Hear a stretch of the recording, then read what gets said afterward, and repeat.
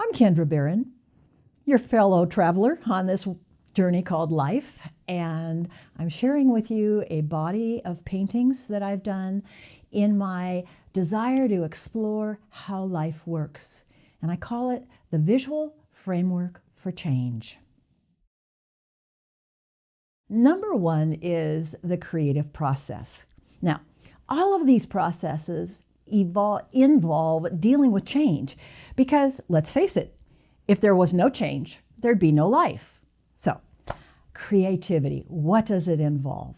Oh, there's a sense of the initial inspiration, and that inspiration needs something to receive it, a manifestation, materials to work with. So we all start with inspiration and then the tools that we need to manifest something.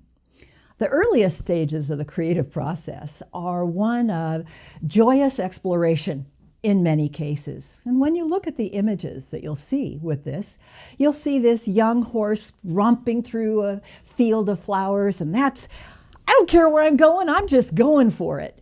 And above it is another image of Joan of Arc. She's got her mission, she's got a vision, she knows where she's going. Maybe she's young, so there's interesting things that are going to happen. But there's an image to attract your attention. Now, after that developing stage, we begin to manifest and work with and seek guidance to add to our knowledge and also help to materialize what we're doing. And then we reach the point of testing. Now, when we go to test something, maybe you've noticed you've been working on a project and you show it or tell it or think it out loud. You get some responses. Not all of them are necessarily what you wanted to hear, but they're important because they help you craft your creation with more perspective. And then finally, there's the delivering. And the delivering itself is entertaining. Sometimes you put it out in the world and it's ready to go. And other times you wait and nobody's listening or receiving. So you get to wait a little more or rework it or just put it in the closet for a while, but there will be a time for it. So here's an overview of actually the life process, the creating, the evolving, the testing, and the delivering. The second section is all about sustainability. We make things, we'd like to keep them going. And sustainability it's a lot like treading on the tiger's tail. You gotta be careful. It's really a balancing act. So with sustainability, what we're attending to are two things. One is communication skills. Anything that we do in life is done in relationship to others. And it's how we work with others and interface with them that creates sustainability. Now, some people would resort to control.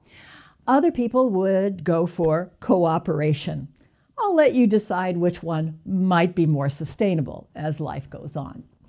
And then the other thing that happens or that we need is actually attitude. An attitude, for example, of enthusiasm can be very, very helpful, although some people get a little too enthusiastic. And when they bowl you over with too much enthusiasm, you lost the balance.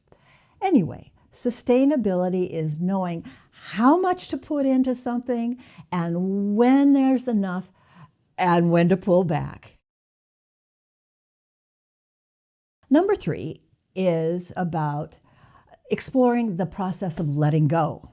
Now, letting go is wonderful because it creates room. And how do you know that you need to let go?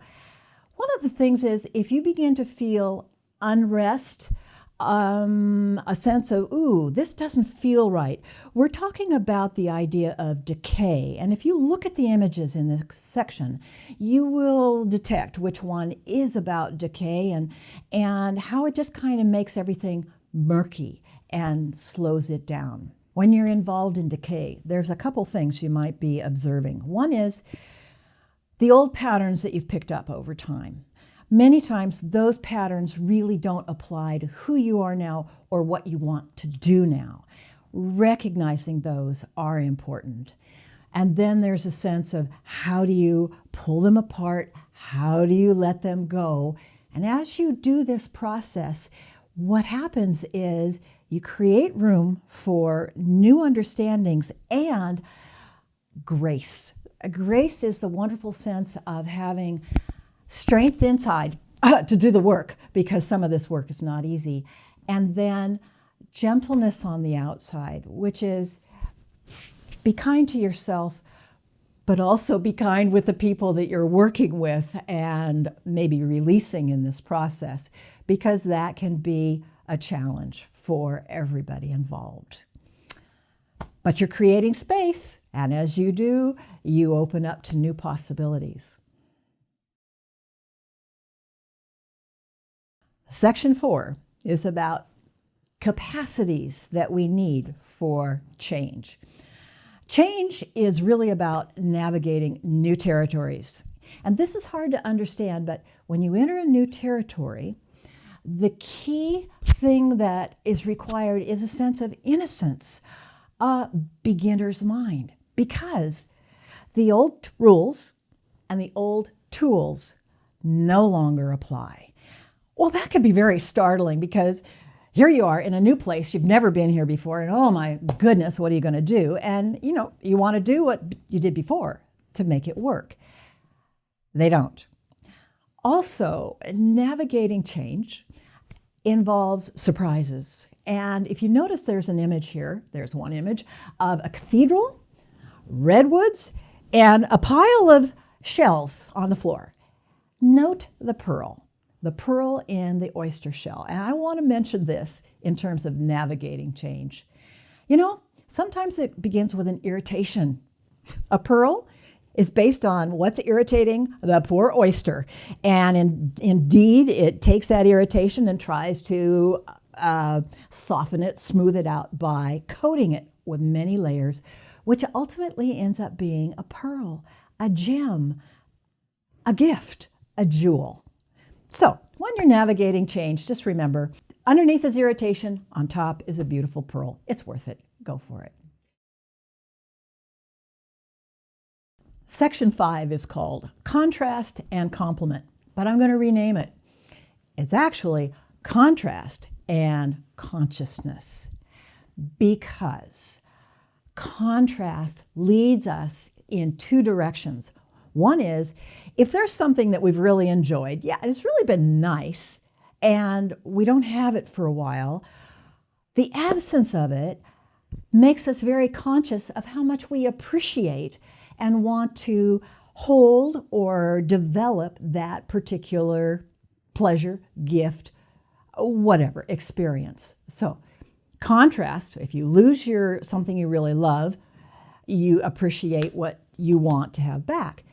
The other contrast is if you're subjected to something you really don't like.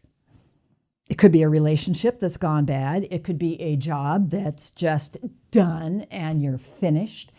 That kind of contrast is an invitation to move on. And not only to move on, but what is it that you want to move on to?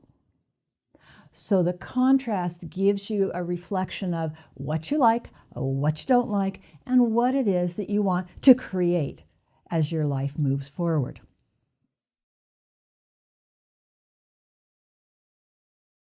Section 6 is called Going with the Flow, or Flowing with the Force.